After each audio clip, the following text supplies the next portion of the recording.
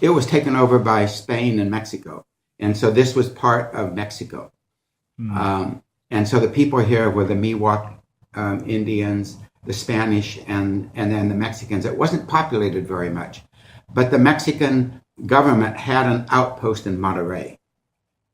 So that was the main northern outpost in this area, was down in Monterey. In 1839, when John Sutter came, he came into Monterey, and they told him if he became a Mexican citizen, they would give him a large land grant in Northern California. So in 1839, he became a Mexican citizen. He received a large land grant in what is now the Sacramento area and built Sutter's Fort. So those were the two main settlements in Northern California, Sutter's Fort and Monterey. And so the trail between the two became known as the Monterey Trail. And that is what is Highway 99 that runs in front of this building. So transportation was by horses, either by horseback or by horse and buggy. And they had to stop every so often.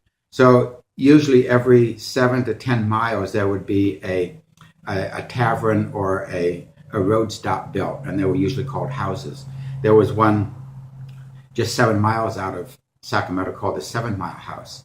Then this was the next one, and this was called Elk Grove House. And then as you went down towards Monterey, there would be others along the way. So the horses could stop, drink, take a rest. The people come in, get a drink.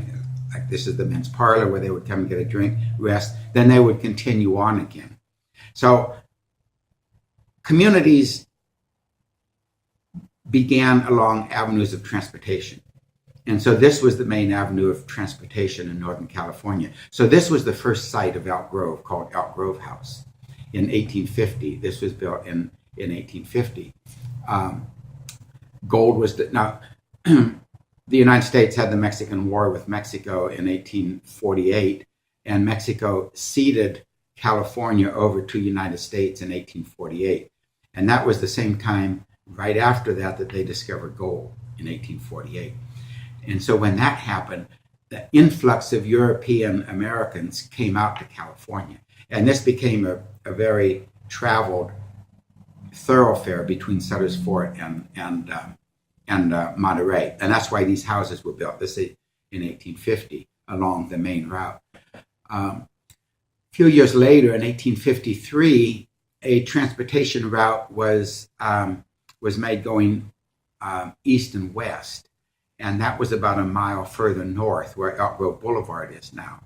And that was along section lines of property. So they didn't have to go across other private property, but they went across section lines, east and west. So that made a hub there of a transportation. So James Buckner in 1853 built a tavern and a hotel there. And the center kind of shifted from here, where this was the only thing, up to that area where that was a busier hub of transportation. So in 1853, and then the post office. Post office was originally here in 1850. It moved up there in 1853. So that's kind of the second site of Elk Grove, again based on transportation.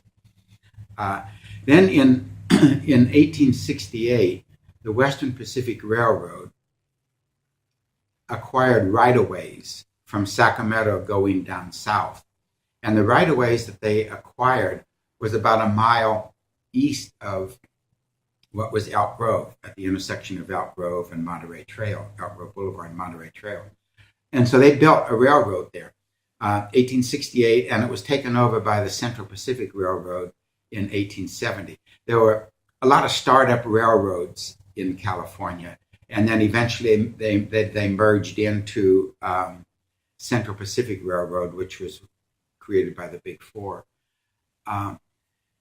So that was in 1868, 1870, and so by the early 1870s they began, and the post office also transferred up there in 1869, and then commercial buildings began to build around the railroad because that was the hub.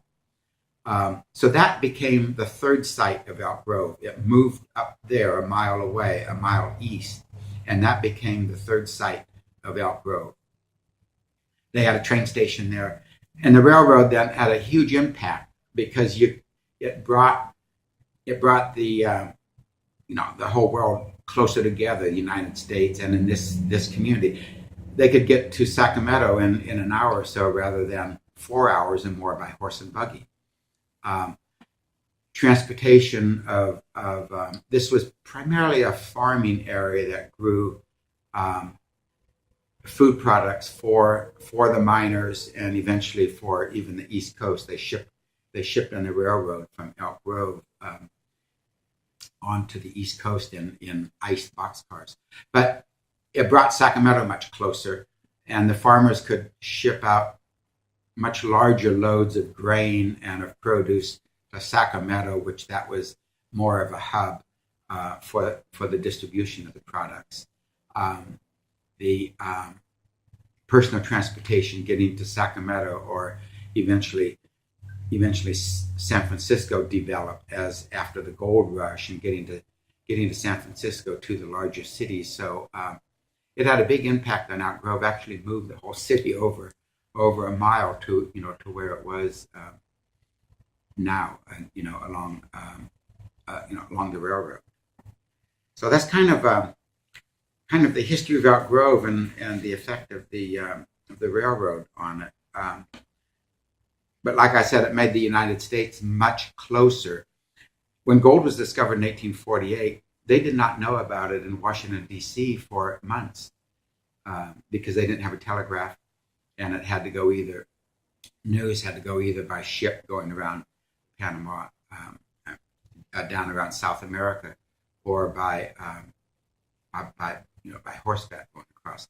The settlers coming out used to come out on a covered wagon, and it would take months to come out. This is an ox yoke from Euphemia Folks, who came out with her children. She was a widow. This is the ox yoke that she used coming out in the 1850s to California, being pulled by ox. And the building that we have out in back is the home that they built for her, and we're restoring that. That's the oldest house in Elk Grove. But where it used to take months to get out here by covered wagon, when the train came through, could be done in just a few days.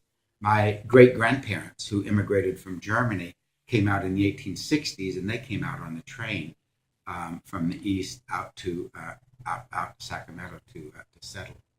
So it was the railroad just changed, the way people live.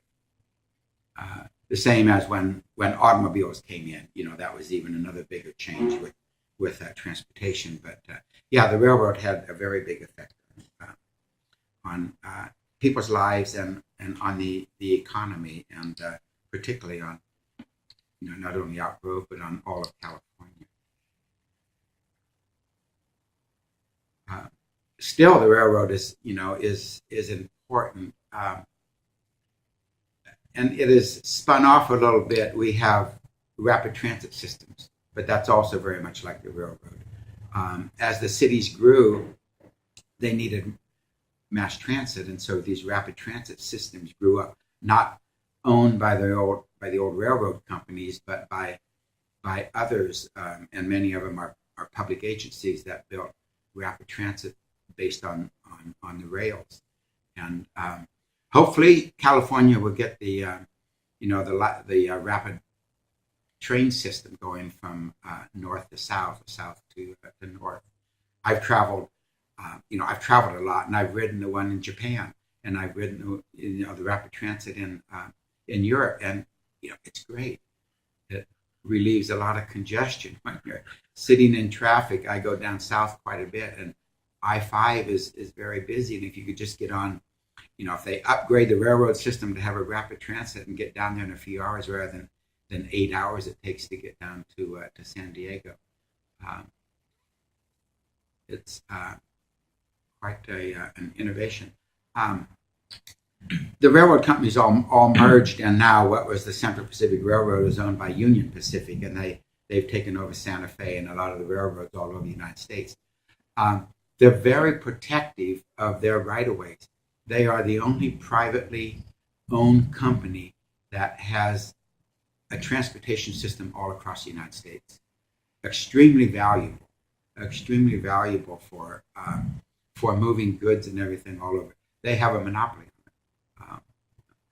In order to get the railroads to build out into this wilderness that California was, the government gave them sections of land, a lot of timberland that they used to cut down and make the railroad ties with.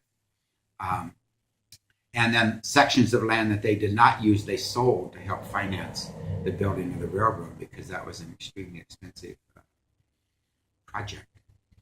But yeah, it did change. It did change all of the United States. Again, transportation. Cities spring up, where they have the transportation routes.